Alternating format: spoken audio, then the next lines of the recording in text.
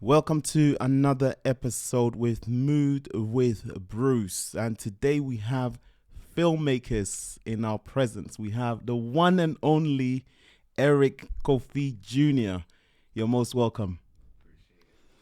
And on my left, we have the one and only Benoza DeCrente.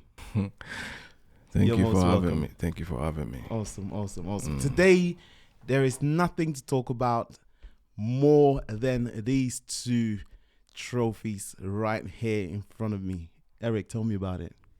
We shot before my heart stops, and I entered in some few film festivals, and we did win quite a few. I was actually amazed. I wasn't expecting us to win that many, but this one in particular, we won 3 categories. Wow. I was in the feature film, short film, and for best trailer. Wow. So that was really cool. Wow. And they just emailed saying that, we're gonna send you a trophy. I said, that'll be nice. So it came through like a week ago, and Wow.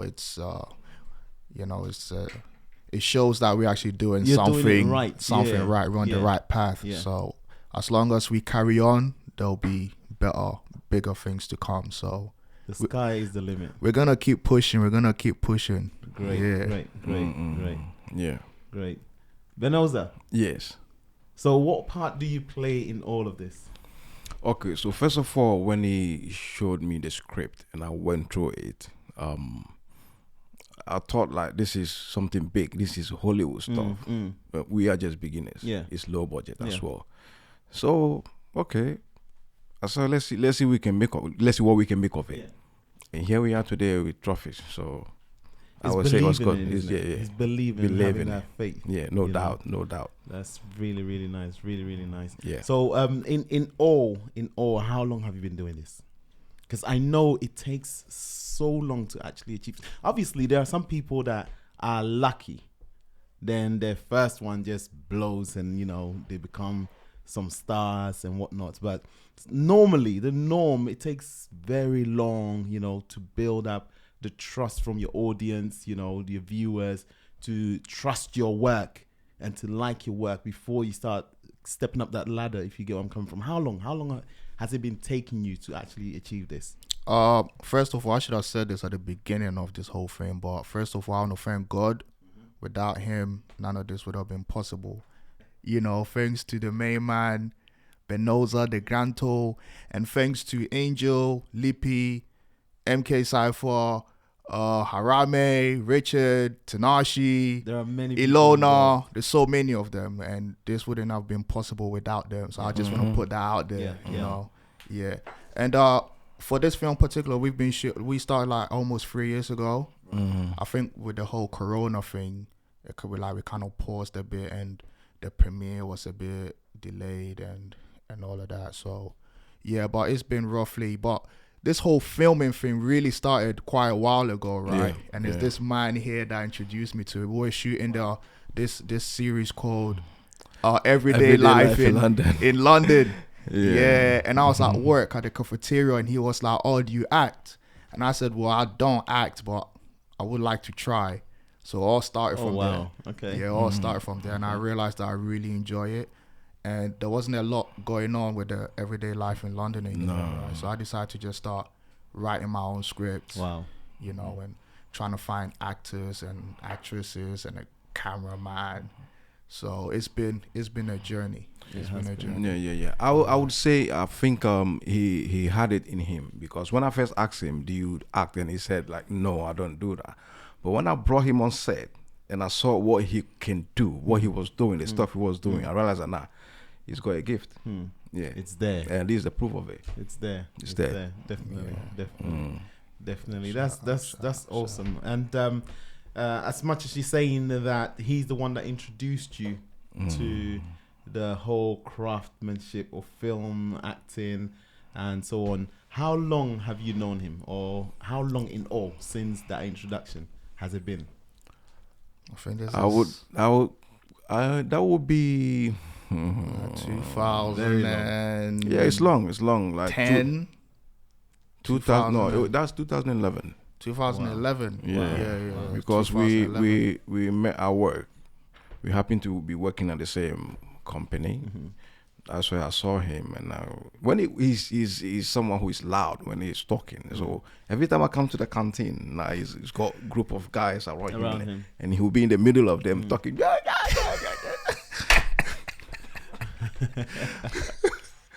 That's okay. Like, why don't I use this guy? Because I'm that loud. He's loud. He can talk, like he's very expressive. Yeah. So let me just bring him into this set and see what he can do, and then he proved me right. Yeah, that's a good one. That's a good really one. Good. So that means you kind of owe him in a way, for bringing you into that industry. Yeah. Big time, man. I can never repay him for that. Yeah, of course. For the opportunity, because like I did like to act, especially in school drama and all of that. Yeah, I did like to act, but I didn't get that chance. So when he said that, I'm doing everyday life in London, and we'll give you a part and all of that. So that means there's no auditions, just boom, just start. So then I really started like enjoying it. I wouldn't say he owns me. He doesn't owe me anything, because when I brought him on the set, if he didn't perform, he didn't do what he's supposed to do, he would have been here. So it is all up to him. I mean, he did it himself. It's not as he owes you, but it's like the appreciation, because if you didn't approach him, he would have probably be doing something else. Yeah, he would have been on the streets, trying to make it. Not that bad. Trying to, make it. Not that bad, So he could have been doing something else. So that appreciation, recognizing that, because someone led you on to do what you're doing, and today these are the evidence of what you've been able to achieve, which is really, really good. And I believe there's more in the pipeline. Yes, definitely. To come, because he's got more things under his sleeves. Is that how we say it? Yeah.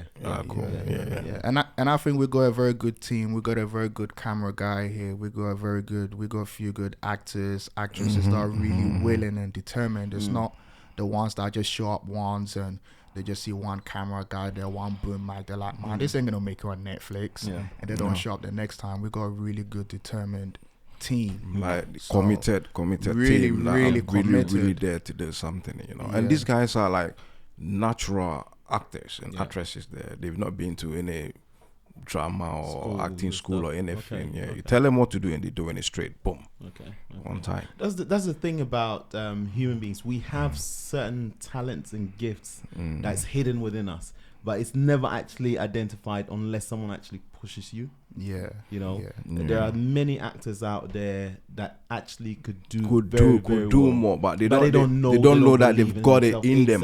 Exactly. Yeah. So someone will have to bring that out of them for them to see that, okay, so I can do this. Yeah. And one other point is it's not about just the acting that you're good at acting, because it's not just the acting. It's about the determination as well. Because you could really meet some gifted actors, but when it's time to shoot, they'll be like, it's too cold. It's not committed. Or I'm not coming. Or I'm not this. Commitment. So it's all about that commitment, to keep pushing when things are not, because like this whole independent thing, the cameras could just go off, or the location could be, so it's always a struggle, so you just have to keep pushing. That's good. That's good. One thing that I know as a filmmaker, because obviously you're a producer, you're writing your own story, you're acting in it, as you're saying.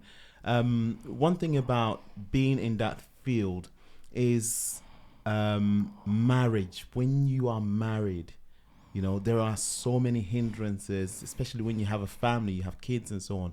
Because sometimes this production could take you days, if not weeks, out of the house, 9, 10, 12 hours a day. Long hours. Out of the house. How do you feel about it? Are you actually married and whilst you're doing this? Oh, no, I'm not married. Okay. For the single girls out there, mine's not married. Okay. Yeah. I'm not married, but I feel like if you're going to do this, you need a partner that understands your vision and knows where you're going with it. Because if you don't, they'll just see us a joke, like especially if the money's not coming in. It's not coming, And at the moment, the money's not coming in. So if they don't believe in what you're doing, it's always going to be an argument when you go home. Oh, you left at 7. You came back 10 p.m. and the kids and the dogs or whatever. So it's like you need someone that's gonna understand that. You know what, my guy's out there trying to follow his dreams, trying to, so support, isn't it? You need someone that will support you. So you need someone that's gonna believe in what you're doing and gonna allow you to give you that space for you to just go out there and that's very important. So is that an advantage, that the fact that you're not married, being able to do what you're doing right now? Yeah. Or would it be like, okay, if I was married and someone, I had someone that actually understood what I'm doing, maybe you get more support or you get more of a push from her? Yeah, if you're married, it's always good to be married. I think it's a beautiful thing to be married. But if you're going to be married and if you want to be doing this filming thing, you have to make sure that, the woman understands what you're trying to get with this one. And the thing is, like, since we're doing this whole filming thing, it doesn't mean that in the next year or the next 2 years we're gonna make it and we'll start driving Bugattis or whatever. No. It could take a long time. 10, 20, 30 years, whatever you years. know. Yeah. So if you don't have a woman that really understands it, after a certain time they'll be like, look, you're wasting time, you're wasting money, because this filming thing costs money. I mean, you could take a lot of shortcuts as you want, don't pay the actors, don't pay, but it's still money. you still have to put in a bit of money. So Okay. Just what about yourself? Oh, I'm single. I'm very single. Very single. Very single and ready to very go single. girls. So when it comes to whatever, anything that's got to do with filming, production, I'm always there. I'm always available. Okay. But having said that, you also have a cast that have got family ties, like not necessarily married, but they've got kids to look after. So it's a challenge to have them on set. You understand? So this is one of the things that we face. So what does the future hold for Eric Kofi Jr and Ben De Crento in regards to production? It's to keep pushing, and when I say that, I really mean it. I said this start, we're not gonna stop and let all this effort fade away. It's to keep pushing and hopefully Tom Cruise will give me that call, and I actually mean it. Yeah. Oh, come on, man. If he calls, it's a joint thing. So if Tom Cruise gives us that call, say, look, Eric, I've been watching you. It's time to do that Mission Impossible 10 or 9. I'm there, Tom Cruise. You know what I mean? I do my own stunts too. So that's what's up. But the main aim, right? The main aim, all jokes aside, the main aim is to keep pushing and get that distribution deal.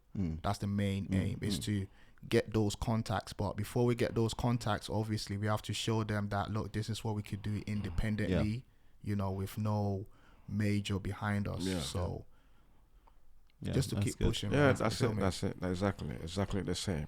Because I don't see myself stopping this production thing. It's something I really want to do. So Okay. I know you just mentioned the deal. I'll take that as the last question. How is it actually to get your production signed off to maybe Amazon Prime or Netflix? And I believe you've got one that's on Amazon Prime. Yeah, Before My Heart Stops made it to Amazon Prime. Wow. So it's there on Amazon Prime. You guys should go check it out. It's only 99p to check it out. Support the movement. The money doesn't come to me. It all goes back into the production. Trying to shoot the part 2 for this film.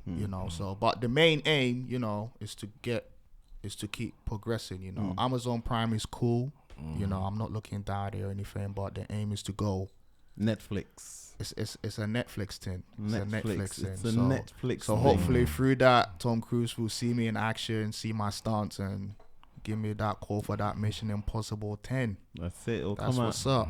It'll come out. Shout out to Tom Cruise. It'll come out soon. Okay, so final words. Any encouragement words to upcoming filmmakers, and what do you say to them? I would say it's not an easy road. From our experience, it's not smooth. It's no bed of roses. There's gonna be challenges. One that will make you think like you should give up, but don't. Don't. Keep at it. That's it. Yeah. Keep at it. Eric, what do you have to say? It's kind of the same thing. Just keep pushing. As I said before, when I say just keep pushing, I really mean just keep pushing. Because when you're doing this whole thing independently, there's no major behind you. So you have to literally do everything yourself, but it's a learning process. So if you do one, and if it's not as great, the sound is not good or the acting is not whatever, it's a learning process. You jump back on it, you write another script, and you give it a go again. A lot of people like this whole, oh, I wrote the script, I produced, and I'm acting in it, and it sounds good and all of that.